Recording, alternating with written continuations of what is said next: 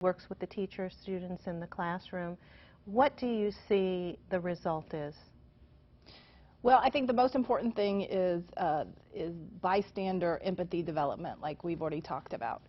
That is key. One of the things that we know is if you're isolated or excluded, or if you're stunted in your formative years from your social development, it's very hard to make that up.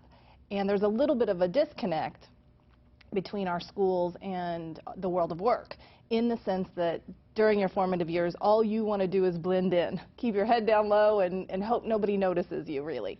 But then when you get to work, employers want people who stand out and who shine.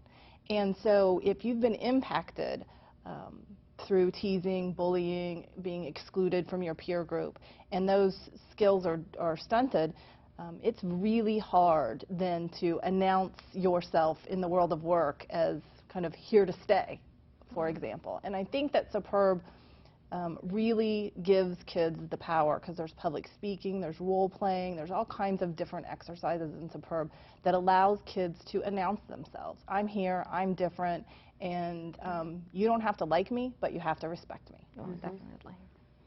Did you want to add to that? I think what Heather just said is exactly what we stand for. We stand for individuality and celebrating each other's differences. Very often kids are afraid, and people are afraid, of the differences of others. If you don't understand something, if you're not acquainted to something, you fear it. We promote a sense of acceptance, a sense of curiosity. You are different, let me know what that is like. And very often they find similarities in their differences and similarities in feeling different.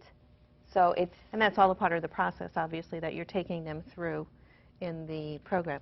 So, Senator, back to you. You recently sponsored an anti-bullying legislation. What was the bill, and what are the implications for schools? Well, the bill's, it was a few years ago. Oh, okay.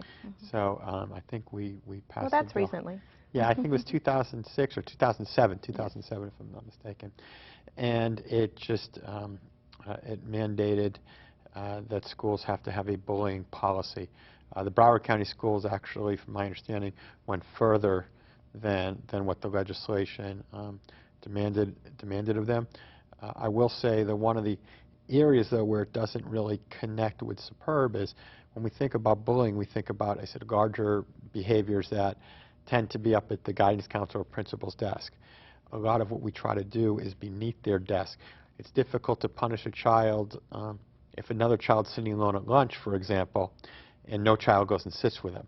So we spend a lot of effort at that level, which is it's kind of different from the legislation. So I'm proud of what Broward County is doing, but at the same time, you have to get at the real core of the day-to-day activity of these children. Right. I believe it's now in state statute that every school district in the state of Florida has to have an anti-bullying policy. Correct. Broward County was the first in the state, and they brought parents and teachers and students together to work on that. It defines all the different types of bullying, and I think one of the things that is perhaps unique about Superb is you're also addressing the isolation. You know, oftentimes we think of the bully as, you know, it's an aggressive behavior. There's the bystander watching it and the victim, but you do have a lot of students who are isolated because maybe they don't feel they fit in, or, you know, they are different.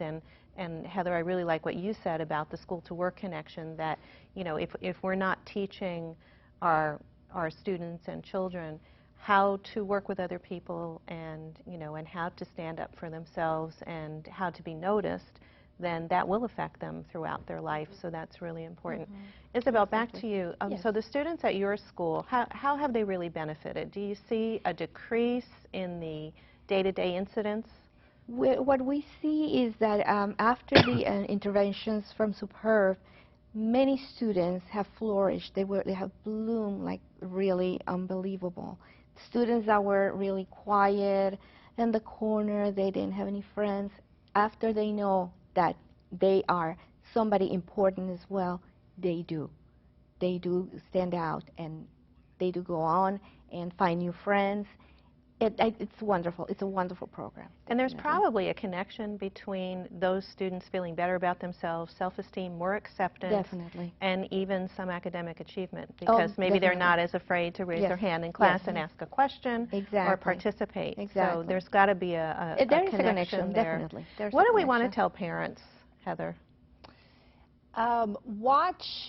Teach your kids about irony and satire, because sometimes as adults we say things to strangers driving down the road, for example, or we speak to each other in our own homes. TV shows now, there's a lot of backbiting on TV shows, a lot of strife, which is in almost every sitcom.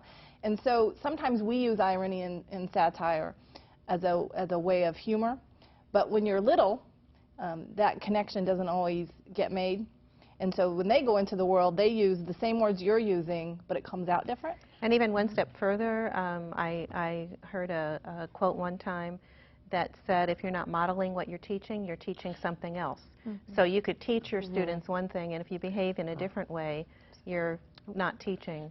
But can I just jump in? You know, we have to recognize that a form of bullying is gossiping, okay? Oh, definitely. Adults gossip every bit as much as children gossip. So, you know, it's not, again, we got to get beyond just the physical aspect of this that we read about. So you go home, your mother, your father's gossiping about someone in a negative way, which is, by the way, ubiquitous, it's day to day. That's a form of bullying.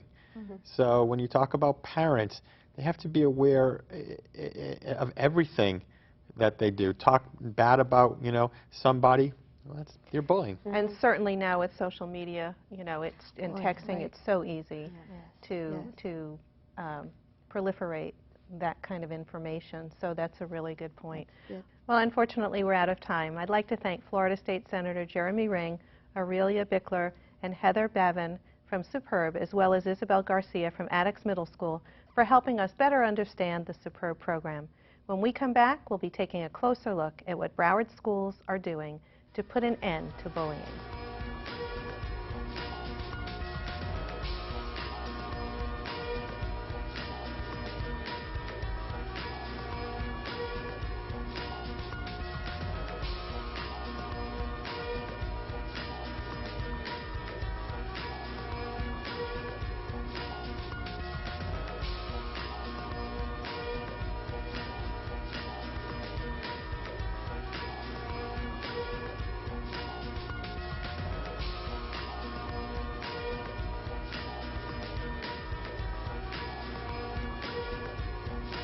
Welcome back. Now let's meet my new guests, Amy Wood, who works for the School Board of Broward County Office of Prevention, Nina Zakchevsky, drama instructor at